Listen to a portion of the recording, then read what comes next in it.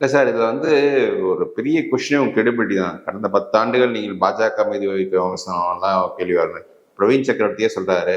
நீங்க வந்து அவர் ஒரு வாய்க்கோசமா பொய்யும் சொல்றாரு. ஏப்ரல் மாசம் அந்த பில் இருக்கும்போது தாவேகாவும் காங்கிரஸ் கடுமையா இருக்குது அப்படின்றாரு. தாவேகாக்கு எம்பியே இல்ல. ஆனா திமுக வந்து அனுப்பி அன்னைக்கு அந்த மசோதாலாம் எரிச்சாங்க, அதெல்லாம் பண்ணாங்க. இப்போ வந்து திமுக என்ன பண்ண போறாங்க? திமுக கிட்ட கேட்டு சொல்லுங்க. நான் தாவேகாவும் காங்கிரஸ் வந்து 100% ஜெயிச்சிருவோம்னு அவர் சொல்றாரு. அவர் கருத்தை சொல்லலாம். திமுக என்ன செய்யணும்னு செய்யறதுல திமுக பாஜகவோட சேர்ந்துருவாங்கிற அச்சம் உங்களுக்கு இருக்குது இல்ல? அவரு திமுக பாஜகவோட சேர்ந்துருன்னு அச்சம் வருது இல்ல? அதுதான் தேவை.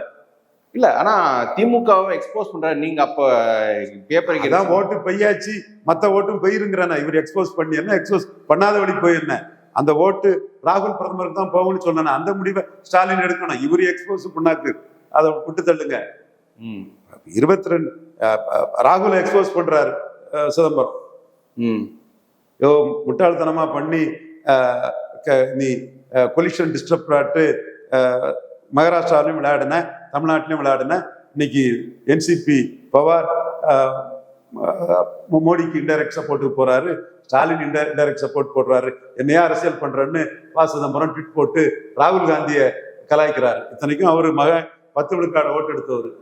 அவரை விட்டுக்கிட்டு 3 4 எடுத்த மாணிக் தாகூரை ராகுல் போட்டது ஒரு அநீதி. அந்த அநீதிக்கு ஊம குத்தா குத்துறாரு சிதம்பரம் ராகுல் காந்தியை. சிதம்பரம் தான் விஜய் இப்ப கூட்டணி கட்சிகளுக்கெல்லாம் அளித்த விருந்துல கலந்துக்கிறாரு. கலந்து பின்ன என்ன பண்ணுவார் அவரு? விஜய் கூட தான் ராகுல் போறாரு. ராகுல தான் விஜய் பிஎம்ஆ சொல்ல போறாரு. சிதம்பரம் அங்கதான் போவாரு. ஒரு நாசுக்கா வாழைப்பழத்துல ஊசி ஏத்துற மாதிரி முட்டாள்தனமா அரசியல் பண்ணிட்டீங்க ராகுல் காந்தி. சரத்பவாரையும் ஸ்டாலினையும் மோடியை நோக்கி நகர விட்டுட்டீங்க. இனிமே மோடி அசைக்க முடியாதுன்னு சொல்றீங்க. மகாராஷ்டிராவில் 3 பெரிய சக்தி, சரத்பவார் வந்தா 4 பெரிய சக்தி என்டிஏல ஆயிரும். 2 சிவசேனாவும் காங்கிரஸ் என்ன பண்ண முடியும்? மகாராஷ்டிரா காலி, வெஸ்ட் பெங்கால் தனிச்சு நின்றீங்க, 3% ஓட்டு எடுத்தீங்க. அங்கேயும் என்டிஏ பெரிய அளவுக்கு வந்தாச்சு. என்ன இருக்கு உங்களுக்கு? புதுச்சேரியில கூட பார்லிமெண்ட்ல ஜெயித்த உங்க வைத்தியலிங்க ரெட்டியார் வந்து 12 விழுக்காடு ஓட்டு எடுத்து டெபாசிட் இருந்து போயிட்டாரு. உங்க ஓட்டெல்லாம் விஜய் கிட்ட போயிட்டு முழுக்க விஜய்க்கு கருணையில தான் நீங்க இருக்கணும். இப்போ விஜய்க்கு கருணையில தான் இருக்கணும்.